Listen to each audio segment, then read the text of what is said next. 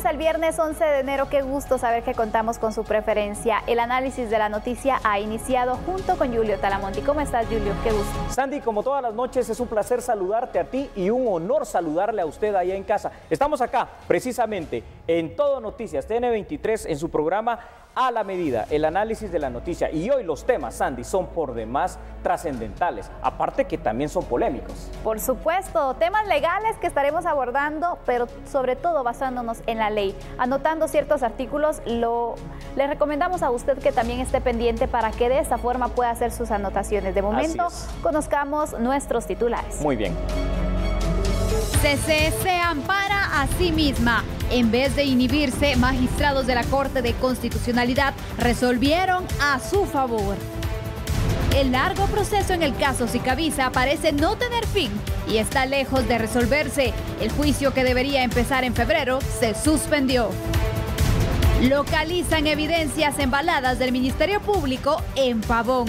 En instantes analizaremos cómo pueden suceder este tipo de cosas en el sistema carcelario del país. Continúan los cobros ilegales en varios colegios de nuestro país. Autoridades de la DIACO instan a padres de familia a denunciar. Sin interés en empadronarse, a 8 días del llamado a elecciones generales, a miles de ciudadanos simplemente parece no importarles. Trump insiste en construir el famoso muro en la frontera. Analiza sus escasas opciones, mientras los republicanos cada vez se ponen más incómodos con la situación.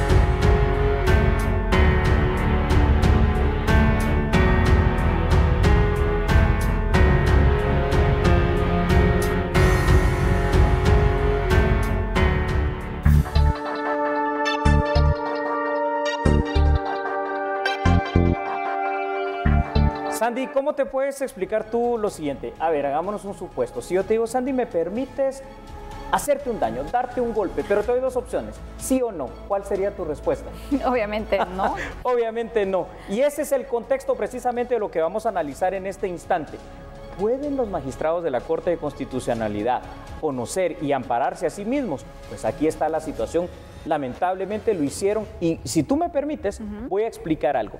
Mira, acá tengo precisamente, yo le invito a usted para que la busque, la Ley de Amparo, Exhibición Personal y Constitucionalidad. Es una ley constitucional y nos vamos a ir precisamente al artículo 161, Sandy. Según el artículo 161 de esta Ley de Amparo, Exhibición Personal y de Constitucionalidad, será la misma Corte, ojo, de Constitucionalidad, la que conozca y resuelva sobre cualquier causa que se requiera la suspensión del magistrado en el ejercicio de su función. Pero yo te pido algo, puedes compartir la otra parte de la información, te va a parecer inverosímil. Imagínate, el artículo 170 también dice que los magistrados podrán inhibirse de conocer, en cuyo caso se llamara al suplente que corresponda. Se llamaría entonces a este suplente para que de esta manera lo conozca. Pero ¿qué pasó en este caso? Ahí hay un gran problema.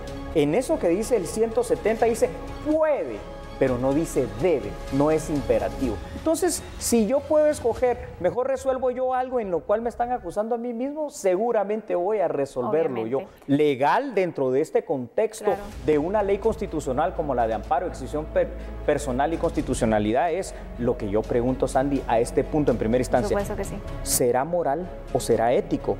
Yo creo que no, Julio. Mira, los magistrados de la Corte de Constitucionalidad tienen un alto cargo, una alta responsabilidad, defender la Constitución política de la República.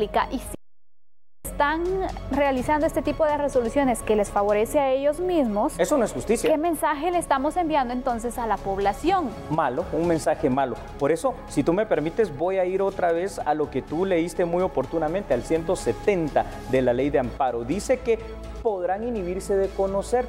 yo diría que por cuestión realmente de una ética profesional deberían de hacerlo. El gran problema de este artículo es que da otra solución alterna. Dice que si lo hacen van a ser, como cada uno de los 5 magistrados titulares tiene un magistrado suplente. Pero para tú ser magistrado suplente del titular obviamente hay un vínculo de amistad en primera instancia, de conocimiento, de llevarte bien. Entonces que los suplentes vendrían y decidirían. Al final de cuentas vuelve a estar cerrado y representa la misma cosa.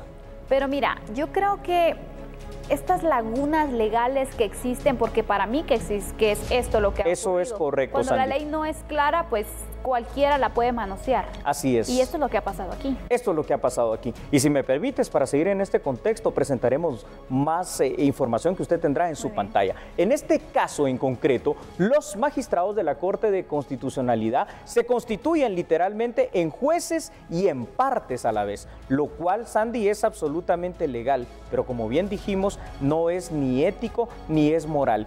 Quiero que recalquemos, por favor, lo del 170, a ver qué otras cosas podemos encontrar allí. Sí, claro, y en este artículo ya hemos mencionado entonces, se abre la posibilidad de que se inhiban, pero es imperativo, y aunque lo hagan, son reemplazados por sus respectivos suplentes a los cuales se unen los lazos de amistad, como bien lo apuntabas, Julio. Así es, y creo que ahí es donde entonces se genera ese conflicto, tanto legal como, si lo queremos ver, un mensaje negativo que se le da, y lástima que se da esta situación porque la Corte de Constitucionalidad últimamente ha venido bajando sus niveles de credibilidad, y esto le afecta aún más, y qué lamentable que sea un órgano tan importante el que tenga que realizar este tipo de acciones. Yo creo que realmente aquí tú lo estás diciendo muy bien, porque los que más se dañan terminan siendo ellos mismos, los que pierden la credibilidad ante la opinión pública es la Corte de Constitucionalidad en estos últimos tiempos, o año y medio bastante cuestionada, y el gran daño que le hacen al sistema de justicia. Pero quiero acotar algo más. Ellos y cualquier funcionario público, ¿no? Cuando termina el ejercicio de su cargo, por un espacio de 20 años tienen una responsabilidad. Y ojo, que ahí ya no van a tener pues esta prebenda de hacer esto, y mucho menos la protección legal que les da esa situación de que no se les puede investigar por el derecho de antejuicio. La verdad que sorprende, Julio, esta situación que se da. Sorprende, y sobre tú lo has todo, dicho. ¿Cómo es posible que ellos, teniendo tanta experiencia, sabiendo lo responsables que tienen que ser al final con el tema legal, bueno, estén realizando este tipo de resoluciones, blindándose prácticamente? Y a mí me pareció una estrategia, porque qué casualidad que se presente este recurso, el cual ellos lo tendrían que conocer, ¿no? Es correcto, está prácticamente como una estrategia. Al final de cuentas, en este contexto legal, termina siendo casi un supraórgano inmune. Y no solo esa inmunidad que no es sana para nadie, sino que además también el exceso en la extralimitación de funciones. Esto realmente, fíjate que lo mejor que ellos podrían hacer o hubieran hecho es inhibirse, no conocer este recurso y dejar hasta que los investiguen. Éticamente eso se tendría que haber hecho. Éticamente es lo correcto. Sabes que todos los profesionales manejan un código de ética, y la profesión precisamente de la abogacía y el notariado, que es tan sagrada, el código de ética parece que está completamente olvidado. También, Julio. Dime, Sandy. En la Corte de Constitucionalidad entra una cantidad de recursos, amparos, diferentes recursos legales que tienen que esperar. Pero inmediatamente lo resolvieron. Me gusta mucho ese punto, porque recordemos el caso de un amparo interpuesto por una minera, ¿te recuerdas? Lo estuvimos hablando. Tiempo pasó? Más de 1 año y medio, una cosa impresionante. Y se resuelve ipso facto, es decir, casi de un día para otro en cuestión de horas. Entonces aquí es donde vemos esa situación que hace perder completamente la credibilidad dentro de nuestro sistema de justicia. Habrá que repensar esta situación. Por eso te digo, creo que le están haciendo un gran daño a la institución llamada Corte de Constitucionalidad, porque seguramente en algún momento ya más maduro en nuestra sociedad, cuando vengamos y hagamos reformas constitucionales, será lo primero a reformar, dentro de otras cosas. Ojalá, porque sí, por lo visto hace falta. Te pregunto, Julio, ¿qué han hecho los magistrados con esta resolución? ¿Se han blindado o han cavado más su tumba? Dos cosas. Aparentemente en este instante se han blindado, pero esta batalla legal yo creo que continuará. cada vez con este tipo de situaciones están abriendo más profundo el hueco en donde ellos están metiendo. ¿Sabes por qué? Porque al final de cuentas la Constitución termina siendo bien clara, nadie es superior a la ley. Y recuérdate una cosa, por mucho que ahorita no pase nada en cuanto a una investigación, no estamos diciendo que los van a meter presos ni nada, simple y sencillamente que se investigue si cometieron o no ese tipo de delitos de los cuales se les está acusando. Pero cuando de aquí a 2 años pierdan la inmunidad, seguramente habrá no uno, sino que muchísimas querellas en su contra y ahí ya no tendrán esa protección ni blindaje. ¿De qué te sirve eso? Por supuesto. ¿Podríamos dar por iniciado entonces el juego de ping-pong en el tema legal, Yuli? Lamentablemente sí, sabes, Sandy. Y aquí quiero concluir en una situación muy importante. El famoso recurso de amparo. Toda materia y todo ámbito es susceptible de amparo, todo día, toda hora, los 365 días del año. Parece una protección muy buena y así debería de ser, pero creo que en Guatemala, honestamente, Sandy, se ha hecho no un uso, sino que un abuso del recurso de amparo, el cual habrá que modificar y regular de mejor manera también. Y una cosa más, y con eso sí te prometo concluir, ante juicio no debería detener nadie si todos somos ciudadanos guatemaltecos y susceptibles y ligados a nuestra ley, creo yo. Bueno, concluimos con este tema, Julio. La verdad es que hay mucha tela que cortar, pero sabemos que el tiempo también se nos acaba. Sí, y ha llegado el momento de hacer una pausa comercial. Ya volvemos. Somos a la medida.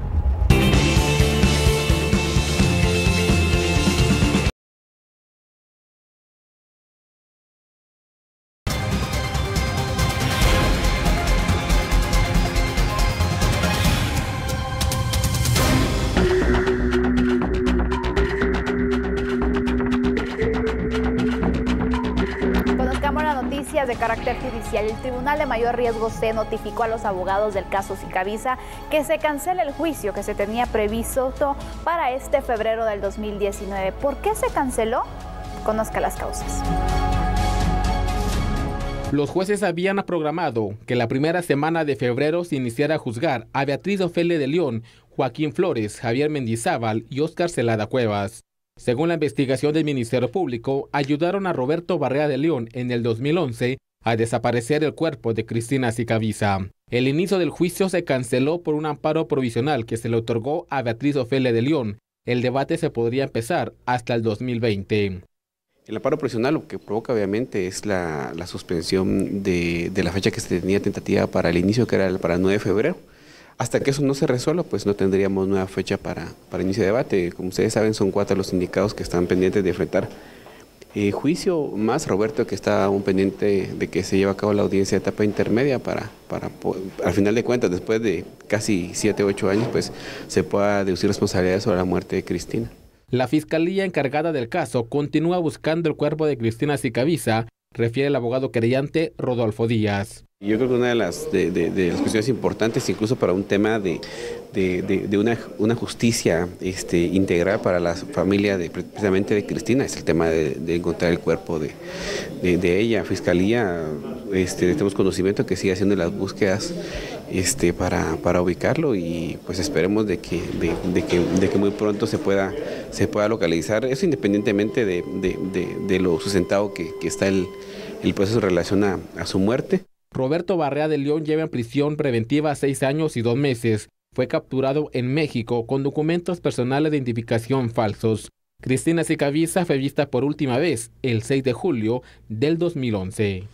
¿Le parece si iniciamos el análisis de la siguiente manera? El caso Sicavisa es uno de los casos más paradigmáticos del sistema de justicia guatemalteco. Está a punto de llegar a 8 años de eternas pesquisas y eternas investigaciones, sin lograr siquiera que se llegue a la tercera fase del proceso penal, que es el juicio oral y público. Ahora, este caso es evidente la vulnerabilidad que aún prevalece, no solo en la sociedad guatemalteca y sobre todo para las mujeres, ante los fenómenos como los que estamos viendo, en los cuales hay machismo, hay violencia intrafamiliar, traducidos en casos extremos, como probablemente sea esto, en lo que determinamos como femicidio, la muerte violenta y con saña de la mujer y con desprecio. Ahora, como este caso lo demuestra, podemos recordar que la defensa de Barreda de León ha interpuesto diversas acciones legales que no permiten el avance del proceso penal. Las recusaciones, los amparos y los demás recursos hacen que la justicia en Guatemala sea lenta. Increíble, Julio. Mira, antes de, para iniciar este análisis, quiero que me puedas indicar. Dime, Sandy. ¿En qué nivel del proceso legal se encuentra ahora el caso? Oh, esto te va a asustar, Sandy. Estamos en la segunda fase del proceso penal, que es la fase de investigación. ¿Qué faltaría? Solo permíteme recordar una cosa. ¿Sabes qué dice nuestro Código Procesal Penal? Que esta fase de investigación debe durar 3 meses, que se puede excepcionalmente ampliar a requerimiento del Ministerio Público al doble de ese tiempo, es decir, 6 meses. Van 8 años. ¿Qué faltaría? Ya lo legal está dicho, yo no sé qué es lo que falta, Sandy. Realmente es inverosímil, es increíble, y esto lo que hace precisamente perder la credibilidad también en el sistema de justicia, y que como mujeres digan, no, ¿para qué voy a ir a denunciar si realmente con la denuncia lo que estoy haciendo es poniendo más en riesgo mi vida, ¿verdad? Por supuesto, mira, y es que este caso es trascendente. Uno, porque viene entonces a motivar a muchas mujeres a denunciar la violencia que estaban pasando y se evitaron muertes también. Sí. Y otro, por ejemplo, estamos viendo que la violencia intrafamiliar, la violencia contra las mujeres sobrepasa clases sociales, sobrepasa niveles de estudio, porque Cristina era una profesional. Qué buen tema ese, sí, es cierto. Era de buena familia y ¿qué se tiene entonces? Poco avance y pocas esperanzas hasta este punto. Entonces, ¿qué le dices tú a una mujer de condiciones precarias que está viviendo en situación de pobreza? Que al final no va a tener ningún castigo su agresor. Exactamente, y realmente, como ya dijimos, corre riesgo ella. Esto se traduce en algo, una palabra que es dura, Sandy. ¿Sabes cómo se llamaría? Impunidad, porque es que no puede ser. Y algo más dramático, si así son los casos paradigmáticos, quiere decir los casos famosos, mediáticos, que se le da seguimiento y que hay muchas personas detrás de él, imagínate el caso de las personas que nadie las conoce, ¿cómo estarán? ¿Cuántos casos? Y a mí me sorprende algo, Julio, por ejemplo, cuando pasó esto y que ya se tenía entonces toda la investigación, CICIG tuvo que haber apoyado también en este caso. ¿Le correspondía o no? ¿Pudo o no hacerlo? ¿Y por qué, si podía hacerlo, por qué no llamar la atención de poder entonces avanzar, apoyar la investigación y buscar así que se pueda resolver este caso de forma pronta? Esa es la estadística que yo tanto reclamo en el buen sentido. Reclamo de que al final de cuentas, con tanto tiempo que se tuvo esa colaboración entre instituciones, particularmente el sistema de justicia por parte de CICIG, la impunidad no ha cesado en este país. Y entonces es ahí donde vuelvo a recalcar algo, si me lo permites. Somos nosotros con nuestras instituciones realmente de justicia las que tenemos que fortalecer para cambiar esto.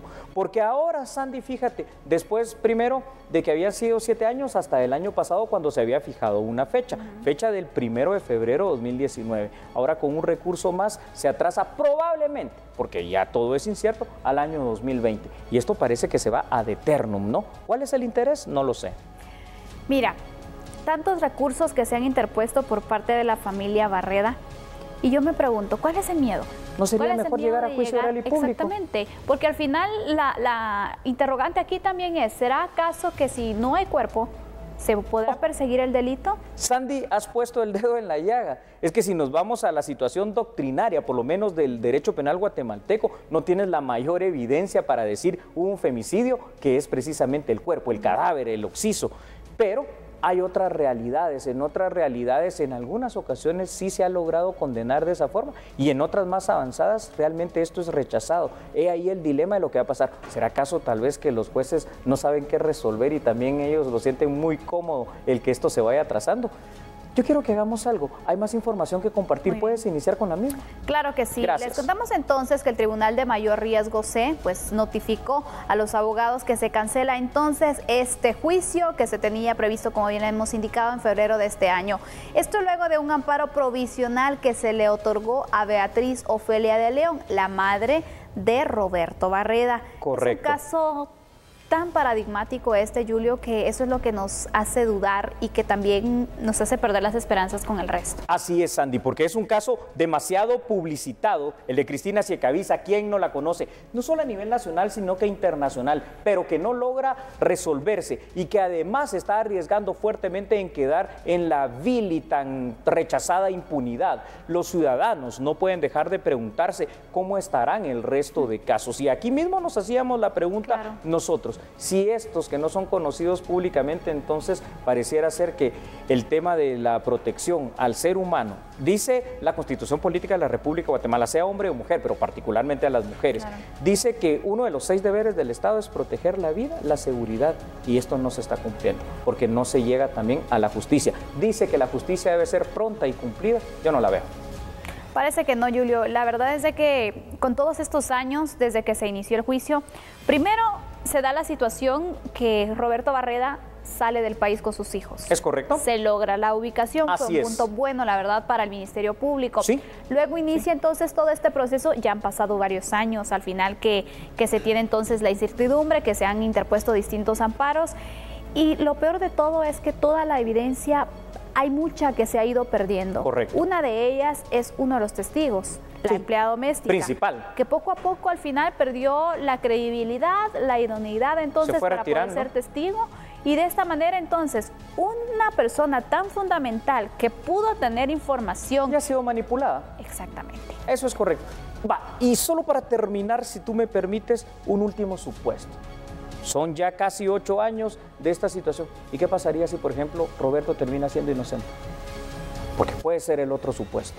Sin embargo, este es el gran problema del sistema de justicia. Caso Cristina Ciecaviza, yo creo que como una gran conclusión, y esto es dramático, sobre todo para las mujeres, lejos de resolverse. Pero aún así, Sandy, si me permites dar un consejo a todas las mujeres, la mejor defensa de verdad que pueden tener es la denuncia legal y la denuncia penal ante cualquier situación de estas. Por supuesto, se tiene que mantener entonces esa esperanza. Ojalá que este caso al final se pueda resolver, que se llegue al final y que se sepa qué pasó con Cristina Ciecaviza. Es correcto. Nos vamos a una pausa con esta información. Bueno, antes vamos a conocer una noticia también de carácter nacional que a usted le va a interesar sin duda. Y es precisamente de los cobros ilegales por parte de algunos colegios que continúan. Por ello, las autoridades de la DIACO han instado a los padres de familia a que denuncien este tipo de irregularidades. Luego de 10 días, la DIACO contabilizó 41 denuncias a nivel nacional por cobros ilegales en colegios. Son 41 quejas que DIACO ha recibido por temas escolares, particularmente en la ciudad capital, donde han habido 30 quejas y 10 en los departamentos. Es Alta Verapaz, es Quetzaltenango y Chimaltenango, donde se han reportado algunas quejas de los padres de familia. Y nosotros sabemos que son los próximos días en que van a salir más quejas porque la fase de inscripción apenas está en desarrollo. Nosotros sancionamos primero con un acta administrativa, vamos luego a hacerles un llamado de atención y posteriormente a sancionarlos con multas económicas. Aumento de cuotas no justificadas, suscripción de contratos no autorizados, pago por graduaciones de forma anticipada y la obligación en la compra de útiles escolares o uniformes son parte de las quejas recibidas por la DIACO. Sandy, cuando te hablo de la cárcel de Pavón o en cualquier cárcel guatemalteca, ¿crees que hay un sistema de control y de seguridad muy bueno en las cárceles? Los antecedentes no nos indican que puede existir una seguridad alta, pero vamos a conocer un caso que nuevamente pone en evidencia esa poca seguridad que se tiene. Es correcto, pero usted no cambie. Vamos a una pausa comercial. Somos a la medida.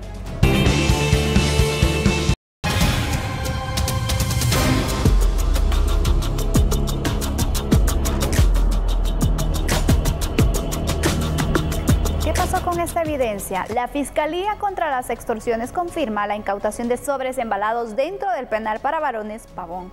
Podría existir repercusiones penales en contra de quienes estén involucrados con este traslado. La jefa de la Fiscalía contra las Extorsiones explica qué procede en caso de determinar cómo llegaron los sobres embalados a la oficina del alcaide del Centro de Detención Pavón. Como Ministerio Público, pues el procedimiento es que resguardamos la evidencia encontrada y pues se realizarán las investigaciones pertinentes en las cuales se determinará si hay algún delito penal o alguna infracción administrativa que se deba de direccionar. Los sobres de evidencia a los que se hace referencia contenían varios aparatos telefónicos, según lo confirmó el portavoz de la Policía Nacional Civil durante la diligencia. Sandy, la noticia que acabas de presentar pareciera inverosímil en cualquier realidad, pero aquí en Guatemala, como todo es posible y sabemos del alto descontrol yo no sé por qué seguirle llamando sistema penitenciario, ya que de sistema solo tiene el nombre, un conjunto de cárceles viejas donde campea también la impunidad, la corrupción y todo tipo de problemas. Y aquí está un ejemplo claro, Julio. Clarísimo. ¿Sabes qué? El descontrol precisamente de las cárceles guatemaltecas se vuelve cada vez más y más evidente. La corrupción, junto a esa debilidad de sistemas de control, de infraestructura y de personal, permiten que a los penales guatemaltecos ingrese literalmente cualquier tipo de ilícitos. Este caso vincula muy probablemente a personal administrativo y de seguridad del propio sistema penitenciario, por lo que tú decías, ya que ¿cómo te explicas tú precisamente, Sandy, que esté la evidencia embalada por el Ministerio Público allí dentro de la cárcel? Mira, a mí me llama la atención. Hemos señalado mucho el tema de la poca seguridad del sistema carcelario, del sistema penitenciario en este caso, pero yo creo que también aquí hubo un error del Ministerio Público. ¿Por qué? ¿Quién es el encargado de resguardar toda esta evidencia? La cadena de custodia, qué buen tema. La cadena de custodia ha sido un tema polémico que ha dividido mucho a las instituciones.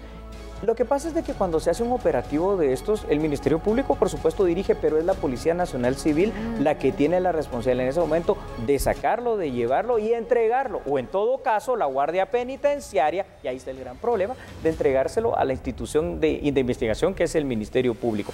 Esto lo que evidencia entonces, Sandy, es que estos teléfonos que habían sido en teoría incautados por el Ministerio Público en un muy buen operativo, resulta que la evidencia y la sospecha era porque se llevaban extorsiones desde ellos. Imagínate tú. ¿Cómo es posible? Aquí tiene que haber una investigación, ojalá y profunda, y ojalá y que no se termine con un despido, porque en ocasiones eso es lo que sucede.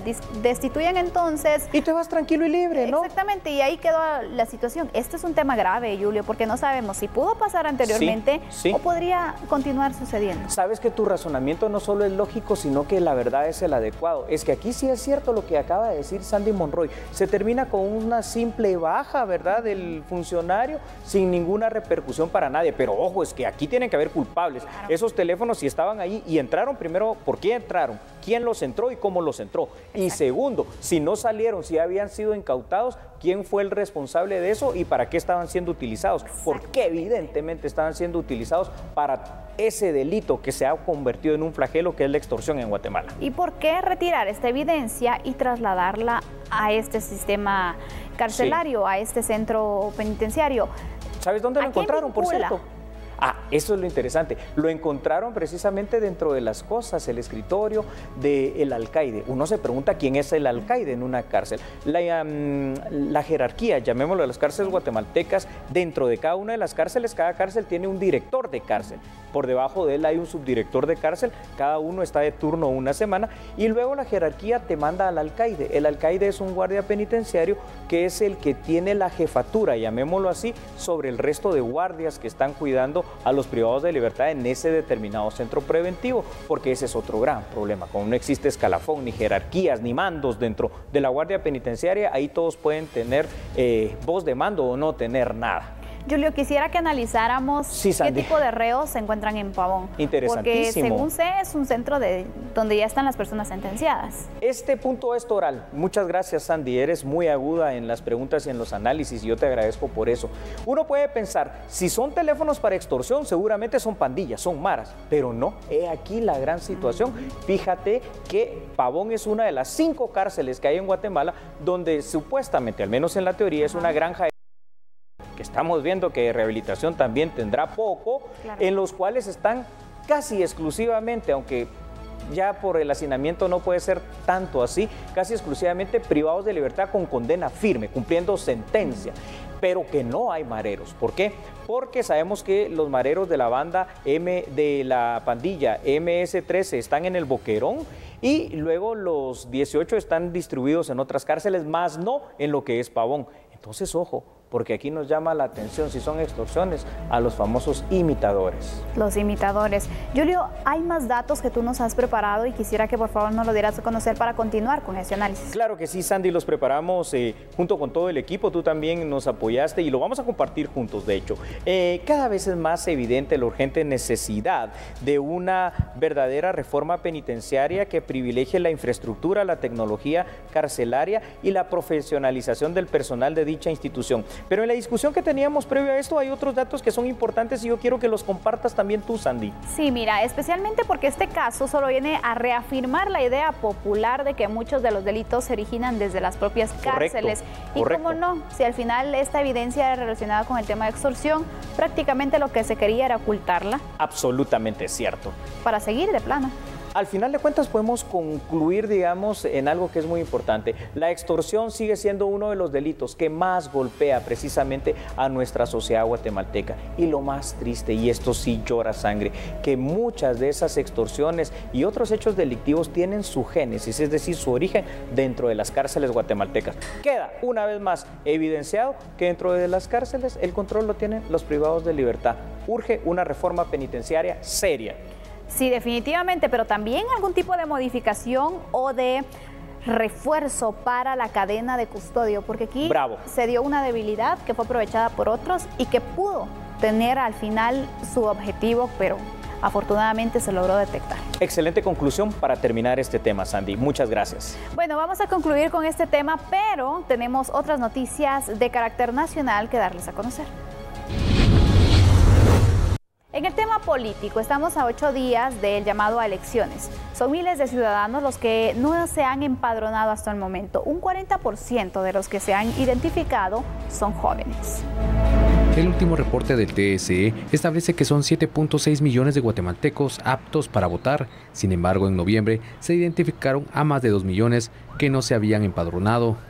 Nosotros tenemos una cifra preliminar al mes de noviembre de 7.600.000 aproximadamente y estamos ahorita realizando la reunión de todos los informes de delegaciones, subdelegaciones y puestos de empadronamiento con el objetivo de tener ya una cifra final al 31 de diciembre. Sin embargo, ¿cuándo podría vencer el plazo de registro?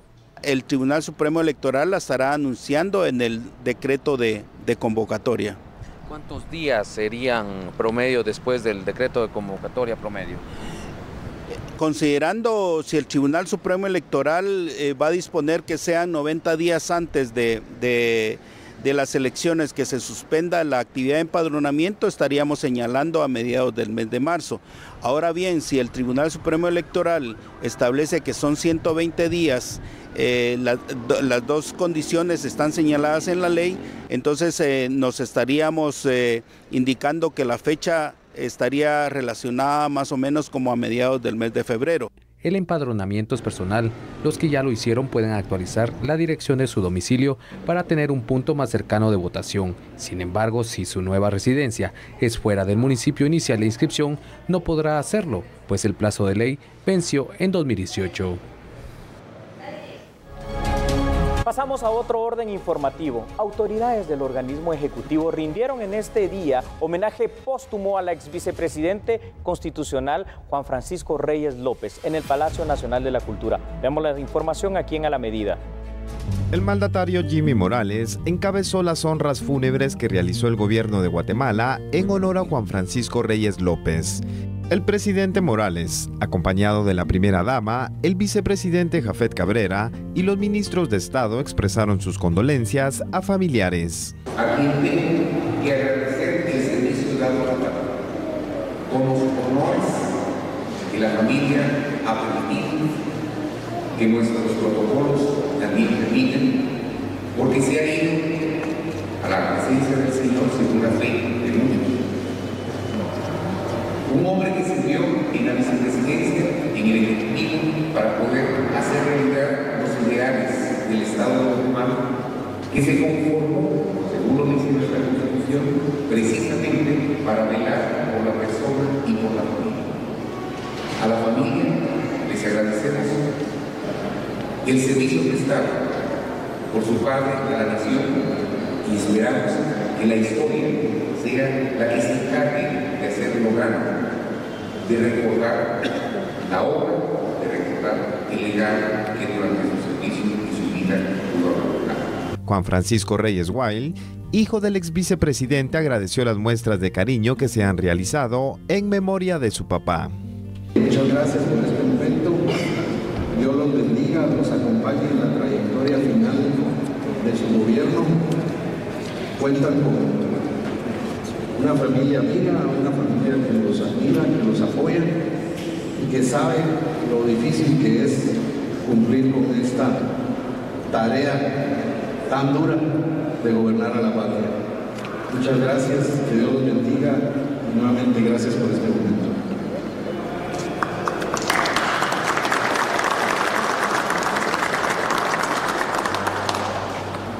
El cuerpo del ex vicepresidente Reyes López permaneció en el Palacio Nacional de la Cultura aproximadamente una hora. Posteriormente, el féretro fue trasladado a Catedral Metropolitana, donde se realizó un oficio religioso. ¿Quiere saber qué está pasando en Estados Unidos? Bueno, quédese con nosotros porque al regresar tenemos esta noticia. Así es, el ámbito internacional. Somos a la medida.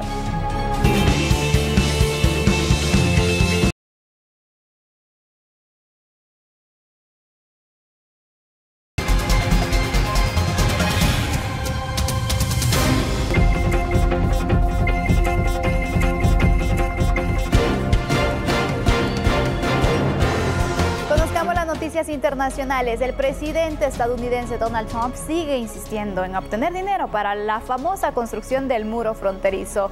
Ante la negativa de los demócratas para darle los fondos que solicita, Trump está analizando sus escasas opciones. El presidente Donald Trump afirmó que por ahora no declarará una emergencia nacional para financiar su muy prometido muro fronterizo. La presión ha aumentado para encontrar una salida al impasse que ya lleva 3 semanas y tiene cerradas partes del gobierno, dejando a miles de empleados sin paga. Washington está cerca de fijar un récord del cierre de gobierno más largo en la historia de ese país. La situación tiene a algunos de los republicanos en el Capitolio cada vez más incómodos con las exigencias de Trump. El presidente tuiteó que durante su visita a la frontera, los funcionarios allí le aseguraron que es una situación mucho peor de lo que casi comprendería. Además, volvió a afirmar sin evidencia que en la frontera existe una invasión. Durante su visita a la frontera en McAllen, Texas, funcionarios le mostraron a Trump estadísticas sobre cruces ilegales y confiscaciones de drogas. Pero esas drogas fueron confiscadas en puntos de entrada establecidas, no en las zonas al aire libre donde Trump quiere levantar el muro. Por su parte, el vicepresidente Mike Pence aseguró que el gobierno estadounidense actual seguirá insistiendo para que se construya el muro. Regresando al ámbito guatemalteco, la gremial de importadores de vehículos salió este viernes a manifestar a las calles tal y como lo había anunciado. El objetivo es que las autoridades reduzcan el precio de la nueva tabla de impuestos. La caravana de automóviles organizada por la gremial de importadores de vehículos salió desde diferentes puntos, aunque la gran mayoría tuvo como punto de partida el departamento de Chimaltenango. Las autoridades de tránsito le dieron acompañamiento a esta manifestación que intenta generar presión a las autoridades para que la tabla de impuestos de importación y circulación de vehículos vuelva a modificarse como estaba anteriormente. De acuerdo a los inconformes, los nuevos impuestos establecidos por las autoridades se exceden en algunos casos hasta el 135%, generando pérdidas en sus ganancias y en el caso del impuesto de circulación, afectando a todo aquel guatemalteco que tenga a su nombre cualquier tipo de automotor.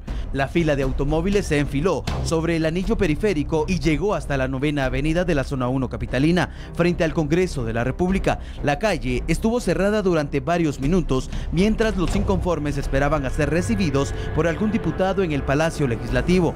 Posteriormente, se dirigió hacia la SAT. Sí, nosotros estamos tratando la manera de hacer conciencia también a la población, porque los impuestos están subiendo moderadamente. En ciertos vehículos está subiendo al 135% y eso lo tenemos en las tablas ya verificado, y le estamos solicitando a la SAT que haga su trabajo en este momento para que el pueblo no salga muy afectado. Algo que ustedes mencionaban es la calidad o el material que se estará utilizando ahora en adelante en las placas, y este precio ha aumentado.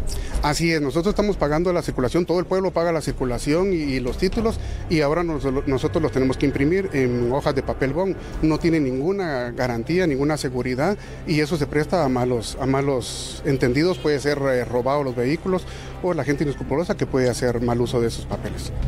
Sumado a estas peticiones, la gremial de importadores asegura tener otras peticiones que van desde la reducción de tarifas de impuestos hasta la generación de documentos confiables y más seguros, como lo son títulos de propiedad, tarjetas de circulación e incluso placas. Si el aumento continúa de la misma forma, el precio de los vehículos podría aumentar en algunos casos hasta el doble del precio actual, y eso generaría una alteración en el movimiento económico.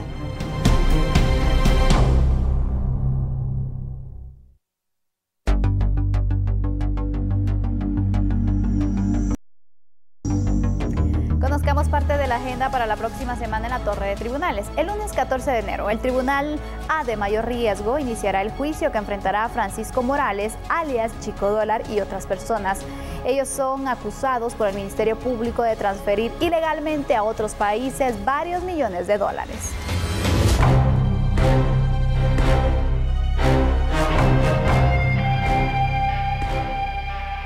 Según la investigación del Ministerio Público, la Intendencia de Verificación Especial de la Superintendencia de Bancos en el periodo del 2008 al 2011 detectó varias transacciones sospechosas hacia varios países por un total de 33 millones de dólares.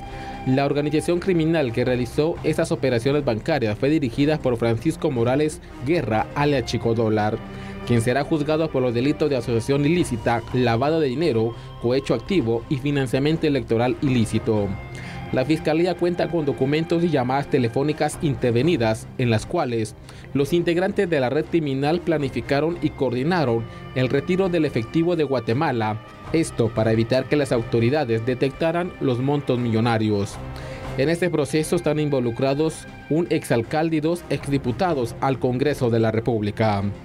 El juicio en contra de alias Chico Dólar y otras 11 personas iniciará este lunes 14 de enero en un tribunal de mayor riesgo.